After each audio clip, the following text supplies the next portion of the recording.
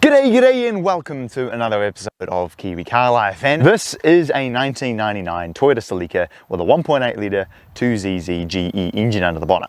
It's front wheel drive, it's got a 6-speed manual, and it's a lightweight two-door sporty coupe. And this behemoth over here is my 2006 Honda Accord Euro. It has a 2.4 litre K24 powering the front wheels with a 6-speed manual, but it is a heavy family 4-door sedan. And so today we're going to be answering the question, does more lightness mean more better? When I was but a young lad, cars like these were the ultimate in pin-up teenage poster cars. Heck, I even had a remote control car of these back when I was about 8 years old.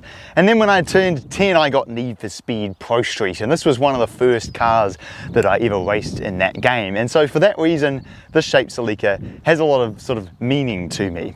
And I know that today it's not the greatest looking car anymore, but because of the Fast and Furious Need for Speed boy racer body kit that it has on it, some people look at this and be like, oh, it's so nice. But I look at it and go, it's period correct, right? This is what was cool in the 2000s, and because it was the era that I grew up in, I still really like it. You compare that to the Accord, this is a lot more subtle. It still has a nice body kit that goes all around the outside, and I made it look a bit more aggressive with this Flow Designs lip kit and the Type S grille as well. But overall, it's a pretty bland, basic car, but for that reason, it is a lot more timeless and looks a lot more modern than the Celica, because at the time, the design was a lot more conservative rather than just bonkers like this. What can I say about this Fisher and Paykel interior? Sitting inside the interior of the Celica, I feel like I have jumped inside a little Tykes car. It is pure plastic and there's no other way of saying it. Toyota's build quality and imagination of interior design back in the day was subpar, to say the least. It's all just scratchy grey and black plastic and literally feels like I'm sitting inside my granddad's Toyota Spacio at the moment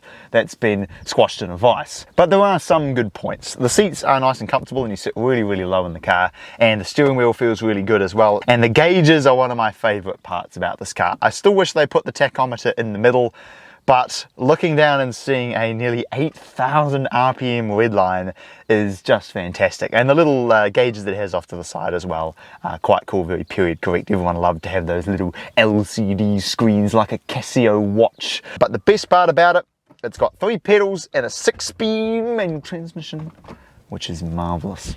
Right, now, where and how and why. Depart 737, A320, sorry. The interior of the Accord is much more to my liking. Something that I really value is build quality, and the steering wheel feels just as good as it does in the Celica, but everything else just feels and looks much nicer on the inside of here. And as an added bonus, you have decent usable back seats that you can fit plenty of people in, and you have a really good sized boot as well. So going for something that's a bit bigger and a bit more practical and is a more premium product in my mind is a step in the right direction, because you're going to get a car that's got a lot more features, that's a lot nicer on the inside and is a lot more practical. But where the Celica has it over this is in the driving position. In the Accord, you feel like you're sitting sky high, and the steering wheel of the Celica is nice and small and darty, whereas this one feels like you're handling the wheel of a Scania bus. The Celica features a 1.8 litre 2ZZ GE engine. Makes about 141 kilowatt or 190 horsepower and 181 newton meters. And my Accord has a 2.4 litre K24 A3 with, from factory, 140 kilowatts, about the same as this, and 223 newton meters. But thanks to the modifications that I've done to this, it's probably making more like about 165 kilowatt and 250 newton meters, whereas this car is pretty much all completely stock besides an exhaust. But in the other aspects, believe it or not, these engines are more similar than you would expect. They are both double cams, they both have high compression. This is 11.5 and this is 11. They both have high red lines. This goes to 8250 RPM, and this, thanks to my tune, goes to 7800 RPM, and they both send their power to the front wheels via 6-speed manual transmissions. And going even further, they both have variable valve timing, and they also both have a form of variable valve lift technology. Now, traditionally this was always known as VTEC kicked in yo, and it was always found in Hondas, but believe it or not, Toyota actually used the same technology in this here 2ZZ engine. It was only found in a handful of cars, but essentially both of these cars have a small camshaft for driving around town and being all nice and efficient, and then you get to a certain RPM, in this car it's 6,000 and in this car it's 4,800, where it switches to a bigger camshaft optimized for high RPM to help make more power essentially, which is very, very cool. Alrighty, now what you guys probably all want to know is which is faster out of the lightweight little 1.8 Celica or this big heavy 2.4 Accord. Well, there's only one way to find out. 3, 2, 1, go.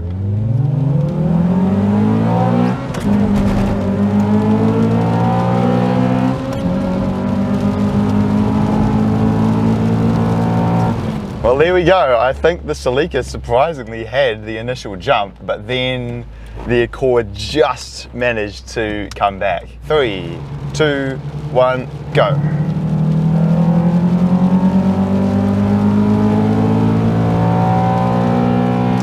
So the little Celica managed to keep up very well in the rolling race, which really surprised me. So thus far, more lightness means faster than expected.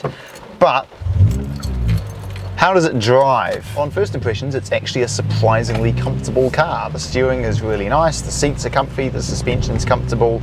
It's easy to drive, although in typical Toyota fashion, the clutch and throttle and steering don't have a whole lot of feeling to them. But I can sort of get over that. However, what you guys really want to see is what does the 2ZZ sound like?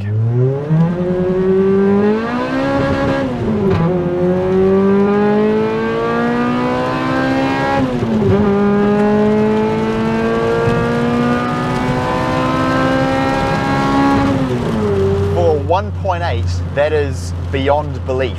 The engine in my Accord is so refined. You know, it makes really good power, but it makes it at, you know, all RPMs. This, by comparison, just feels raw. Wow, this engine is something special, man. Oh my. No torque, no torque, no torque. There's the power.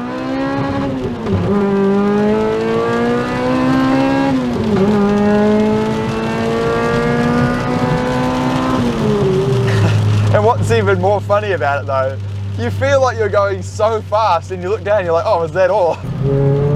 Oh gee, oh well, you can feel the limited slip diff working though. That's good. There's VTEC, or VVTL-i rather. How's the handling? I know it's wet.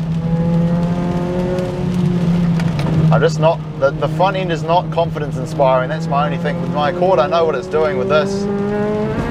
Oh wow. It's just a bit vague, that's all. It's not the most refined car in the world, and of course, you know, you come to expect that. But when you find out you can get these things for like 5 to 10 grand, mate, all is forgiven.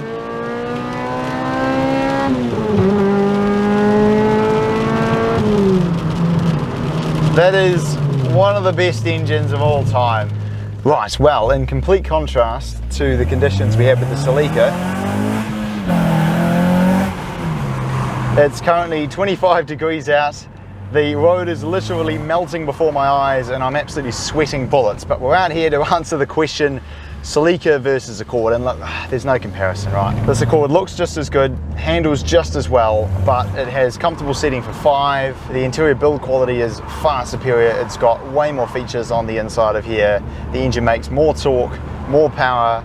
The gearbox feels a lot nicer to use, the steering feels better, the clutch and brake feel is better. But then again, you know, you would expect that, right? This Accord, with all the modifications I've done to it, is effectively an 18 grand car, whereas that Celica is a 5 to 10 grand car. But in many ways, that is the Celica's greatest asset, because it is, and this is painful to say this actually, it is one of the last sub 10 grand cars that is fantastic fun to drive out of the box. You know, these days you either have to buy something cheap and modify it. You know, arguably like this Accord, a stock Accord is not really a very interesting car to drive. You have to modify it to make it great. That Celica was stock besides an exhaust and some wheels, and the wheels don't really do much and the exhaust just makes it loud, and it was freaking awesome. It is a brilliant little car in its own right.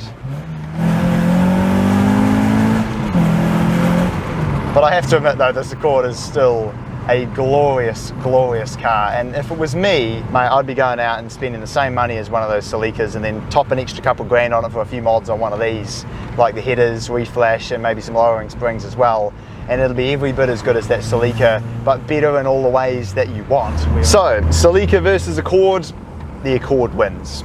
But Celica versus COVID's stupid and ridiculous prices, the Celica wins hands down.